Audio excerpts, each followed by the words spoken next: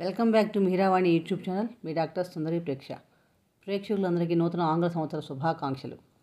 2020 సంవత్సరంలో 14వ నక్షత్రం చిత్తా నక్షత్రం వాళ్ళకి ఎలా ఉంటుంది చూస్తే కనుక, ఈ చిత్తా నక్షత్రం 1, 2 పాదాలు మనకి కన్యా రాశిలోను, 3, 4 పాదాలు తులారాశిలో వస్తాయి. అంటే రాశ్యాధిపతి బుధుడు, శుక్రుడు కూడా అవుతారు. ఈ నక్షత్రాధిపతి కుజుడు. ఈ సంవత్సరం వీరికి ప్రారంభంలో మొదటి 6 నెలలు కూడా చాలా ప్రతి విషయంలో ఏ విషయం చేసినా కూడా దానికి శ్రద్ధ పెట్టడం వలన ఆ శ్రమకు తగిన ఫలితం మీ సంవత్సరాంతం వరకు లభిస్తుంది.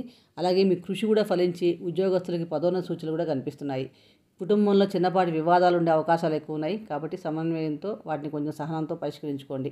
ఆర్థిక పరంగా చూసినప్పుడు ముఖ్యంగా ఆర్థిక లావాదేవీలు కానీ పెద్ద పెట్టుబడులు కానీ వీళ్ళెవరు పెట్టకుండా ఉంటే మంచిది. ముఖ్యంగా మీరు జూన్, జూలై నెలలో కూడా అసలు పెట్టుబడుల జోలికి వెళ్లకుండా ఉంటేనే మంచిది. ఈ సంవత్సరంలో మీకు కొత్త బాధ్యతలు చేపడతారు.